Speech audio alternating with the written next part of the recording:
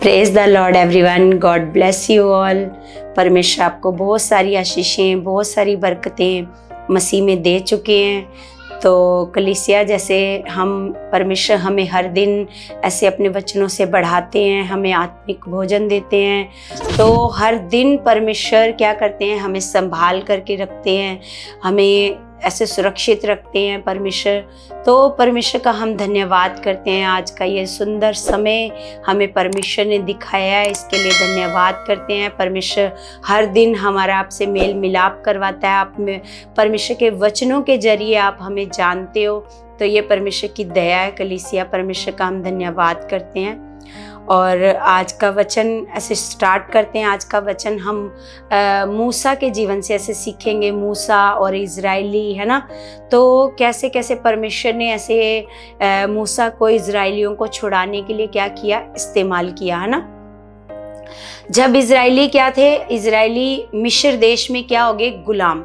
तो पहले क्या था कि पहले मिस्र देश में कौन पहुंचा था, यूसुफ। हम जानते हैं जब उसके भाइयों ने ऐसे उसको ऐसे व्यापारियों के हाथ, मिस्र के व्यापारियों के हाथ में क्या कर दिया, बेच दिया। तो उन्होंने जाकर उसको वहाँ पर दास बना लिया। तो फिर कैसे कैसे यूसुफ जब वहाँ पर ऐसे जेल में भी रहा, फिर वो वहाँ का प्रधानमंत्री बन गया, वहाँ पर वो बस गया, है ना।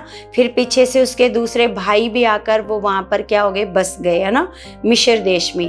क्योंकि कनान देश में तो क्या पड़ गया था, अकाल। पूरी सृष्टि पर ऐसे क्या पड़ गया था, अकाल, है ना। तो हम देखते हैं कि जैसे हम पढ़ते हैं निर्गमन की किताब 1 अध्याय, तो पढ़ते हैं इज़राइल के पुत्रों के नाम। ये इज़राइल किसका नाम है, परमेश्वर ने याकूब का नाम क्या रखा था, इज़राइल। क्योंकि याकूब का मतलब था धोखा देने वाला, है ना। याकूब के नाम का मतलब धोखा देने वाला। तो परमेश्वर ने उसका नाम बदल करके क्या रख दिया, इज़राइल। लिखा इज़राइल के पुत्रों के नाम जो अपने अपने घराने को लेकर याकूब के साथ मिस्र देश में आए ये हैं, ये उनके नाम हैं। और 5 में लिखा, और यूसुफ तो मिस्र में पहले ही आ चुका था, है ना। हम जानते हैं कि यूसुफ तो क्या पहले ही आ गया था। याकूब के निज वंश में जो उत्पन्न हुए, है ना, लिखा वे 70 प्राणी थे, जो उसके मतलब उसके घर के अनुसार। और भी बाकी जो लोग थे, इजरायली लोग थे, जो मिस्र में आकर के बस गए थे। तो क्या हुआ कि लिखा, उसके आगे लिखा कि यूसुफ और उसके सब भाई और उस पीढ़ी के सब लोग मर मिटे, परंतु इजराइल की संतान फूलने लगी, है ना। और लिखा, और वे लोग अत्यंत सामर्थी बनते चले गए और इतना अधिक बढ़ गए कि सारा देश उनसे भर गया, है ना। हम देखते हैं कि परमेश्वर के वचन में ऐसे लिखा है कि जब वो मतलब इतने वो बढ़ गए, है ना, इजरायली लोग जब वो मिस्र में आए, तो लिखा है वो धीरे धीरे ऐसे बढ़ने लगे, बहुत बढ़ गए। तो लिखा है, लिखा मिस्र में एक नया राजा गद्दी पर बैठा जो यूसुफ को नहीं जानता था। यूसुफ कौन है, ये नया राजा ऐसे गद्दी पर बैठा, है ना। आगे लिखा, उसने अपनी प्रजा से कहा, देखो इजरायली हमसे गिनती और सामर्थ में अधिक बढ़ गए हैं, इसलिए आओ हम इनके साथ बुद्धिमानी से बर्ताव करें, कहीं ऐसा ना हो जब वे बहुत बढ़ जाएं और यदि संग्राम का समय आ पड़े तो हमारे बैरियों से मिलकर हमसे लड़े और इस देश से निकल जाए, है ना। तो वो राजा ऐसे चिंता करने लगा, क्योंकि मिस्र के लोगों से ज़्यादा वहाँ पर क्या हो गए, इजरायली लोग हो गए। उसने ऐसे कहा कि ये लोग इतने ज़्यादा क्या हो गए हैं, बढ़ गए हैं, हम इनके साथ कैसा बर्ताव करें, मतलब बुद्धिमानी, मतलब चालाकी के साथ ऐसे बर्ताव करें, कहीं ऐसा ना हो कि हमारे दुश्मनों से मिलकर क्या करें, हमें हरा दे, है ना। और आगे लिखा, इसलिए उन्होंने उन पर बेगारी करने वालों को नियुक्त किया कि वे उन पर भार डालकर उनको दुख दिया करें। और उन्होंने फिरौन के लिए लिखा पितोम और रामसेम नामक भंडार वाले नगरों को बनाया, और ज्यों-ज्यों वे उनको दुख देते गए त्यों-त्यों वे बढ़ते और फैलते चले गए। इसलिए वे इजरायलियों से अत्यंत डर गए। तो भी मिस्रियों ने इजरायलियों से कठोरता के साथ सेवा कराई और उनके जीवन को गारे, ईंट और खेती के भांति भांति के काम की कठिन सेवा से दुखी कर डाला। जिस किसी काम में वे उनसे सेवा करवाते उनमें वे कठोरता का व्यवहार करते थे, है ना। जब उन्होंने देखा कि इजरायली बहुत ज़्यादा ऐसे बढ़ रहे हैं तो उन्होंने क्या करना शुरू किया, उनके साथ कठोरता का व्यवहार करना शुरू किया, ज़्यादा मेहनत उनसे करवानी शुरू करी, है ना। और उनसे ईंट गारे की ऐसे ईंटें बनवानी ऐसे शुरू करी, है ना। लिखा, शिप्रा और पुआ नामक 2 इब्री भाइयों को मिस्र के राजा ने आज्ञा दी, जब तुम इब्री स्त्रियों को बच्चा उत्पन्न होने के समय प्रसव के पत्थरों पर बैठी देखो, तब यदि बेटा हो तो उसे मार डालना और बेटी हो तो जीवित रहने देना। परंतु वे दाइयां परमेश्वर का भय मानती थी। देखो, ये राजा यहाँ तक डर गया कि अगर इनके बेटे होंगे तो ये इजरायली और भी क्या करते जाएंगे, बढ़ते जाएंगे ना। तो उसने कहा कि दाइयों को क्या बोला कि तुम आज्ञा दी कि जब जब तू इजरायली की औरतों को ऐसे गर्भवती देखे, जब बच्चा जनने का समय हो, तो क्या करना, अगर इनका बेटा हो तो मार देना और बेटी हो तो उनको क्या करना, जिंदा छोड़ देना, है ना। लेकिन जो वो दाइयां थी वो परमेश्वर का क्या मानती थी, भय मानती थी। इसलिए मिस्र के राजा की आज्ञा ना मानकर लड़कों को भी जीवित छोड़ देती थी, है ना। और लिखा, तब मिस्र के राजा ने उनको बुलाकर पूछा, तुम जो लड़कों को जीवित छोड़ देती हो तो ऐसा क्यों करती हो। दाइयों ने फिरौन को उत्तर दिया, इब्री स्त्रियां मिस्री स्त्रियों के समान नहीं है, वे ऐसी फुर्तीली हैं कि दाइयों के पहुंचने से पहले ही उनको बच्चा उत्पन्न हो जाता है ना। तो उन्होंने ऐसे राजा को बोला कि मतलब हमारे पहुंचने से पहले ही क्या हो जाता है, मतलब वो मिस्र की औरतों के जैसी नहीं है। इजरायली औरतें क्या हैं, बहुत फुर्तीली हैं। जब जितनी देर में हम उनके घर पहुंचते हैं उतनी देर में तो वो अपना बच्चा भी अपने आप ही बच्चा क्या कर लेती हैं, पैदा कर लेती हैं ना। और आगे लिखा, इसलिए परमेश्वर ने दाइयों के साथ भलाई की और वे लोग बढ़कर बहुत सामर्थी हो गए। इसलिए कि दाइयां परमेश्वर का भय मानती थी, उसने उनके घर बसाए, है ना। जो परमेश्वर का ऐसे भय मानता है, परमेश्वर की बात को मानता है, तो परमेश्वर का वचन कहता है इसलिए परमेश्वर ने उन दाइयों के घरों को क्या किया, बसाया। और आगे लिखा, तब फिरौन ने अपनी सारी प्रजा के लोगों को आज्ञा दी, इब्रियों के जितने बेटे उत्पन्न हों सभी को तुम नील नदी में डाल देना और सब बेटियों को जीवित रहने देना। अब जब दाइयों ने उनकी राजा की बात को नहीं माना तो उसने लिखा, मिस्र के सारी सेना को ये आज्ञा दे दी कि जैसे ही तुम ऐसे इजरायलियों के ऐसे बेटे, जिनके बेटे उत्पन्न हो तो उनको क्या करना, नील नदी में ले जाकर क्या कर देना, मिस्र में कौन सी नदी थी, नील नदी, है ना। तो तुम क्या कर देना, उनको नदी में डालकर मार देना और बेटियों को जिंदा रहने देना। तो ऐसे समय में मूसा का जन्म होता है कलीसिया, है ना। तो 2 अध्याय में लिखा है, लेवी के घराने में एक मनुष्य ने एक लेवी वंश की स्त्री से विवाह कर लिया, है ना। वह स्त्री गर्भवती हुई और उसके एक पुत्र उत्पन्न हुआ। और यह देखकर, क्योंकि लेवी घराना भी कौन सा है, इजरायली लोग हैं। ये कौन लोग हैं, लेवी घराना भी क्या है, क्योंकि अगर आप देखोगे इजराइल के जो याकूब के बेटे थे 12, तो 12 से 12 गोत्र बने थे, उसमें ये लेवी गोत्र है। तो लिखा है, लेवी पुरुष ने एक लेवी वंश की स्त्री से क्या किया, विवाह किया। वह स्त्री गर्भवती हुई, उसके एक पुत्र उत्पन्न हुआ। और ये देखकर कि ये बालक सुंदर है, उसे 3 महीने तक छिपा रखा। जब वह उसे छिपा ना सकी तब उसके लिए सरकंडों की एक टोकरी लेकर उस पर चिकनी मिट्टी और राल लगाई और उसमें बालक को रखकर नील नदी के किनारे कांसों के बीच छोड़ आई। उस बालक की बहन दूर खड़ी रही कि देखे उसका क्या हाल होगा, है ना। जब मूसा का जन्म हुआ तो मूसा की माँ ने क्या किया कि मूसा को जब तक वैसे वो छिपा सकते थे, तो लिखा है 3 महीने तक उसको क्या किया, क्योंकि मूसा जब पैदा हुआ तो वो बहुत ऐसे सुंदर था, तो उसने 3 महीने तक उसकी माँ ने उसको छिपा के रखा। लेकिन अब पता चला कि अब वो उसको छुपा नहीं सकती, तो उसने क्या किया, एक टोकरी लेकर के उसमें मूसा को क्या कर दिया, नील नदी में बहा दिया, है ना। तो उसकी बहन जो थी वो टोकरी के साथ साथ ऐसे चल रही थी और वो देखना चाहती थी कि ऐसे मेरे भाई के साथ क्या होगा, है ना। लिखा, तब फिरौन की बेटी नहाने के लिए नदी के किनारे आई, उसकी सखियां नदी के किनारे किनारे टहलने लगी। तब उसने कांसों के बीच टोकरी को देखकर अपनी दासी को उसे ले आने के लिए भेजा। जब फिरौन राजा, क्योंकि ये जो राजा है, क्योंकि मिस्र के हर राजा को क्या कहा जाता था? फिरौन। मिस्र में चाहे ये राजा मरे, दूसरा राजा बने, उन सबको क्या कहा जाता था? फिरौन कहा जाता था ना। तो यहाँ पर लिखा है, जब फिरौन की बेटी ऐसे नदी पर नहाने के लिए गई तो उसने एक बालक को ऐसे बहते हुए आते हुए देखा, तो अपनी दासियों को ऐसे उसको लाने के लिए ऐसे बोला, है ना। और लिखा, जब उसने उसे खोलकर देखा एक रोता हुआ बालक है, तब उसे तरस आया और उसने कहा ये तो किसी इब्री का बालक होगा। मतलब वो समझ गई कि ये इजराइलियों का बालक है, इब्री का बालक होगा। तब बालक की बहन ने फिरौन की बेटी से कहा, क्या मैं जाकर इब्री स्त्रियों में से किसी धाई को तेरे पास ले आऊं जो तेरे लिए बालक को दूध पिलाया करे, है ना। तो जो उसकी बहन थी, इसका नाम था मरियम, है ना। तो ऐसे वो ऐसे देख रही थी और कहती कि फटाफट जा कर के ऐसे फिरौन की बेटी को कहती है, क्या मैं इब्री औरतों में से कोई औरत लेकर के आऊं जो इसको दूध पिलाया करे, है ना, इसको पाले और पोसे, क्योंकि रानी तो नहीं पालेगी, क्योंकि उसको तो कोई दासी चाहिए ना उस बच्चे को पालने के लिए। तो इसलिए उसने ये फटाफट से बोला, है ना। तो लिखा है, फिरौन की बेटी ने कहा जा।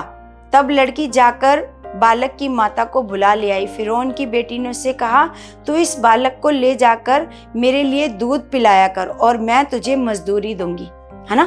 तो जब हम देखो कलीसिया, परमेश्वर की जो योजना है, परमेश्वर की योजना थी कि मूसा को जिंदा रखना है, नहीं तो फिरौन राजा क्या कर रहा था? सारे इजरायली बालकों को मरवा रहा था वो ना। लेकिन परमेश्वर ने इसको जिंदा भी रखा, क्योंकि परमेश्वर की बड़ी योजना मूसा के लिए ना। तो जिंदा भी रखा और उसकी माँ को भी उसके पास ले आया और उसने पाला पोसा उसकी माँ ने, और उसको मजदूरी भी मिली, है ना। तो आगे लिखा,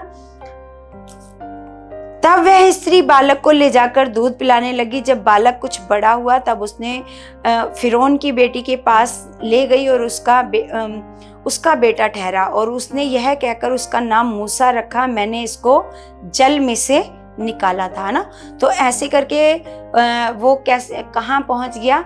ऐसे मिस्र के राजा के भवन में ऐसे वो पहुंच गया, क्योंकि उसकी बेटी ने क्या किया? उसको ऐसे गोद में लिया, है ना, गोद ले लिया, तो अपना बेटा उसको बना लिया, है ना। तो वो राजा के ऐसे महल में रहा कलीसिया, वो 40 साल तक वो उस मतलब राजा की बेटी का ऐसे बेटा बन करके ऐसे राजमहल में रहा, पाला पोसा गया। और लेकिन उसको एक बात का पता था कि मैं मिस्री नहीं हूँ, मैं कौन हूँ? मैं इजरायली हूँ, है ना। मतलब इस बात का उसको पता था। तो एक बार क्या होता है कि जब ऐसे इजरायली आपस में ऐसे मिस्र का एक सेनापति ऐसे इजरायलियों को कठोरता से मार रहा होता है, तो जब वो मार रहा होता है तो मूसा को ऐसे बड़ा ऐसे क्रोध आता है अंदर से, क्योंकि वो शुरू से ऐसे चाहत रखता था कि मैं इजरायलियों को इतने कठोर दंड से, इस गुलामी से क्या करूँगा? छुड़ाऊंगा।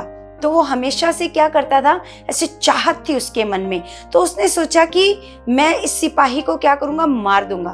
तो जब उसने ऐसे उस सिपाही को मारा, है ना, और उनको कहने लगा कि मैं तुम्हारा क्या हूँ? भाई हूँ। लेकिन उन्होंने ऐसे नहीं माना, कि क्योंकि था तो वो भी इजरायली, लेकिन वो ये सोचते थे ये फिरौन का बेटा है जो हम पर क्या करता है? वो हमें सताता है, हमें दुख देता है, इसलिए वो ऐसे कहने लगे। तो जब ऐसे अगले दिन ऐसे उसने बोला, मूसा ने उनको बोला, तुम आपस में क्यों झगड़ते हो? तो उन्होंने कहा, तुम कौन हो जो हम पर क्या करो? न्याय करो, है ना। जैसे तूने कल ऐसे फिरौन के सेनापति को मार दिया, क्या तू हमें भी मार देगा? तो इस बात से वो घबरा गया कि अगर फिरौन राजा तक ये बात पहुंच गई कि मैंने उसके सेनापति को मारा है, तो मिस्र का जो राजा है फिरौन, वो मुझे क्या कर देगा? मरवा डालेगा। और वो भाग गया मिस्र देश से। क्या किया? मूसा भाग गया, और भागकर हम देखते हैं कि आगे पढ़ेंगे परमेश्वर के वचनों में, तो एक कुएं के पास जाकर वो ऐसे बैठ गया। जब कुएं के पास जाकर बैठा तो वहां पर यित्रो नाम का एक याजक था जिसकी बेटियां थी, उसका ऐसे बेटियां थी थी वो भेड़ बकरियां से चरा रही थी, है ना। जब वो भेड़ बकरियां चरा रही थी तो क्या था, जो पुरुष भेड़ बकरियां चराते थे वो क्या करते थे, उनकी भेड़ों को ऐसे पानी नहीं ऐसे पीने के लिए देते थे, तो देखते थे कि वो उन पर क्या करते हैं, अत्याचार कर रहे हैं। मूसा कुएं के पास बैठा बैठा ये सारी चीज़ों को देख रहा था ना। तो फिर क्या हुआ, मूसा ने क्या किया, उनके लिए ऐसे वहाँ पर लड़ाई करी, उनको बोला तुम इनकी भेड़ों को पानी पिलाने के लिए दो। तो जब ऐसे उन्होंने लड़कियों ने मतलब जो लड़कियाँ थी, यित्रो नामक ऐसे याजक की जो लड़कियां थी, उन्होंने जब वहां पर अपनी भेड़ों को पानी पिलाया, पानी पिलाकर जब वो घर पहुंची तो उन्होंने कहा एक पुरुष ने आज क्या की है, हमारी मदद की। उन्होंने घर जाकर अपने पिता को बताया, तो पिता ने बोला कि तुम उसको अपने साथ घर लेकर के आओ। तो इस तरह से वो यित्रो याजक के घर में उनके घर में रहने लगा ना। तो जब उनके घर में रहने लगा तो यित्रो की बेटी के साथ उसकी क्या हो गई, शादी हो गई, और वो 40 साल तक ऐसे वो मतलब वहां पर रहा, मिद्यान देश में, है ना। अब 40 साल उसके वहां गुजर गए, है ना, मिस्र देश में, और 40 साल कहाँ गुजर गए, अब वो मिद्यान देश में, है ना। तो मूसा को परमेश्वर ने पहले से चुना था इजराइलियों को छुड़ाने के लिए, है ना। तो कलीसिया, हम ऐसे आगे और भी परमेश्वर के वचनों से ऐसे देखते जाएंगे, ऐसे और भी सीखेंगे कि किस प्रकार परमेश्वर ने ऐसे मूसा को जब चुना, क्योंकि मूसा पहले 40 साल ऐसे राजमहल में रहा, उसके बाद परमेश्वर की योजना थी और परमेश्वर ने उसको भेड़ बकरी चराने वाला बना दिया। जंगलों में ऐसे वो फिरने लगा, भेड़ बकरी चराने लगा, है ना। 40 साल तक वो भेड़ बकरी उसने चराई। फिर परमेश्वर की योजना थी कि मूसा को वो ऐसे चुने और मूसा के द्वारा वो इजराइलियों को क्या करे, गुलामी से छुड़ाए। जब परमेश्वर ने मूसा को कहा कि मूसा तू जाकर इजराइलियों को गुलामी से छुड़ाएगा, क्योंकि वो फिरौन राजा से डरता था, वो डर कर भाग कर के आया था और वो वहां पर दोबारा जाना नहीं चाहता था। वो उसने कहा कि नहीं परमेश्वर, तू किसी और को इस काम के लिए क्या कर दे, नियुक्त कर दे, है ना। लेकिन परमेश्वर ने कहा नहीं, कि तू ही इस काम को करेगा। उसने कहा, परमेश्वर बहुत सारे ऐसे बहाने लगाए, क्योंकि वो तो क्या कर रहा था, वो मिस्र के राजा से ऐसे डर रहा था। लेकिन उसने ऐसे बहुत सारे जब बहाने लगाए तो उसने बोला कि नहीं, तू ऐसे जाएगा। तो वो ऐसे मूसा ने कहा कि परमेश्वर मैं तो मुंह का भी भद्दा हूँ, है ना, क्योंकि मूसा बोलने में ऐसे तुतलाता था, है ना। तो उसने ऐसे परमेश्वर को कहा कि परमेश्वर मैं तो मुंह का भी भद्दा हूँ। तो परमेश्वर ने कहा कि मुंह को भद्दा बनाने वाला कौन है ना। अगर परमेश्वर चाहता तो तुरंत क्या करता, मूसा के ऐसे तोतलेपन को क्या कर देता, चंगा कर देता। लेकिन परमेश्वर ने कहा कि मूसा मैं तेरे से बात करूंगा और मैं तेरे भाई हारून से बात करूंगा, और तेरा भाई हारून क्या करेगा, मैं तुझसे बात करूंगा और तू हारून से बात करेगा, और हारून जाकर इजराइलियों से बात करेगा और फिरौन और मिस्रियों से बात करेगा, है ना। तो इस प्रकार मूसा को ऐसे परमेश्वर ने चुना। तो हम आगे और भी अगले पार्ट में हम ऐसे देखेंगे कि कैसे परमेश्वर ने कैसे मूसा को सामर्थ दी, कैसे कैसे मूसा ने चमत्कार किए मिस्र देश में जा करके, कैसे सामर्थ के कामों को दिखाया और आश्चर्य कर्म उनको दिखाए जो आज तक किसी ने नहीं देखे थे, है ना। तो ऐसे आगे जाकर हम और भी ऐसे सीखेंगे परमेश्वर के वचनों से। तो मेरा विश्वास है कि ये वचन आपको ब्लेस कर रहे हैं, और आगे आप और भी जब ऐसे मूसा के जीवन से सीखोगे कि किस प्रकार परमेश्वर ने मूसा को इस्तेमाल किया, है ना, और कैसे कैसे परमेश्वर मूसा के द्वारा इजराइलियों को क्या क्या चमत्कार दिखाकर, क्या क्या मिस्र पर विपत्तियां डालकर, और कैसे कैसे फिरौन का दिल घबरा गया, है ना, जब इतने हालात मिस्र पर आ गए। तो हम आगे वचनों से देखते जाएंगे, कलीसिया अगले पार्ट में हम देखेंगे। तो इन वचनों से परमेश्वर आपको बहुत सारा ब्लेस कर चुके हैं, बहुत सारा आत्मा में बढ़ा चुके हैं, आपकी बुद्धि को परमेश्वर खोल चुके हैं, आप बहुत बढ़ चुके हो, परमेश्वर के ज्ञान में आप बढ़ चुके हो यीशु मसीह के नाम से। और कलीसिया जैसे मैं हर बार ऐसे रिक्वेस्ट करती हूँ कि आप इस चैनल को क्या करो, आप इस चैनल को लाइक करो, सब्सक्राइब करो और इसको शेयर करो ज़्यादा से ज़्यादा, है ना, ताकि जिनको परमेश्वर का वचन, ऐसे जिनके पास सही ज्ञान परमेश्वर का नहीं है, उन तक परमेश्वर का ज्ञान पहुँचे और परमेश्वर के ज्ञान के द्वारा परमेश्वर के लोग बचाए जाएं, है ना। तो कलीसिया, अब हम प्रार्थना करते हैं परमेश्वर से। अब सब अपने हाथों को उठाएंगे। स्वर्गीय पिता, मैं धन्यवाद करती हूँ यीशु के पवित्र नाम से। मेरे जिंदा खुदावंद, आप महान और सामर्थी परमेश्वर हो, आप ताकतवर परमेश्वर हो खुदावंद। आपके जैसा कोई और दूजा परमेश्वर है ही नहीं है मेरे खुदावंद। यस मेरे परमेश्वर, आपने पूरे जगत को बनाया परमेश्वर, पूरी कायनात को आपने बनाया मेरे स्वर्गीय पिता। मैं आपका दिल से धन्यवाद करती हूँ मेरे परमेश्वर जी, मेरे महान पिता परमेश्वर। तेरे बच्चे परमेश्वर जो भी परमेश्वर शैतान की गुलामी में है, दुष्ट आत्माओं के वश में है परमेश्वर, जो भी पाप में फंसे हैं परमेश्वर जी, गरीबी के श्रापों में फंसे हैं परमेश्वर जी, परमेश्वर क्लेशों में फंसे हुए हैं परमेश्वर जी, मेरे महान पिता, मैं उन सब तेरे बच्चों को तेरे हाथ में सौंपती हूँ खुदावंद। परमेश्वर एक एक का जीवन आप बचा चुके हो परमेश्वर जी, हर एक को परमेश्वर, जैसे आपने इजराइलियों की दुहाई को सुना मेरे खुदावंद, आप अपने बच्चों की दुहाई को सुनकर उनको आप परमेश्वर गुलामी से आजाद कर चुके हो, चाहे वो गुलामी बीमारी की हो, क्लेशों की हो, गरीबी की हो परमेश्वर। मेरा विश्वास है खुदावंद, आप परमेश्वर अपने बच्चों को गुलामी से आजाद कर चुके हो यीशु मसीह के नाम से। आमीन आमीन। सबको जय मसीह की।